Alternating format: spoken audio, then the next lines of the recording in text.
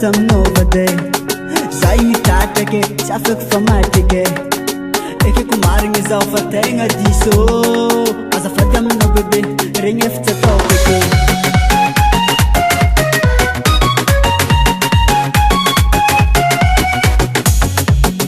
Ululu wala today to metsilenge Nangancha mabadiko Saro cinta ndinyi Fana dia dia no Sina nga no Avena pizele no Sama gwe Zavole he Zeng chatok mangwe Bebe Zavole he Zeng chatok mangwe Ameza sanse Ameza sanse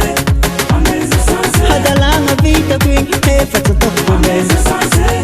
Ameza sanse Ameza sanse Matukisa no Mazinga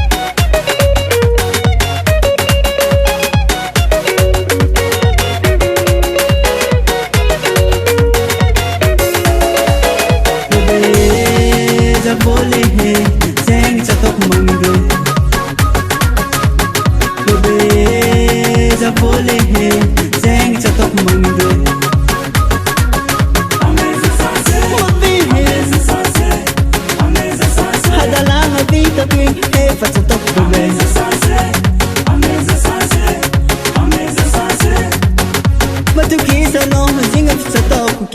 BS Record.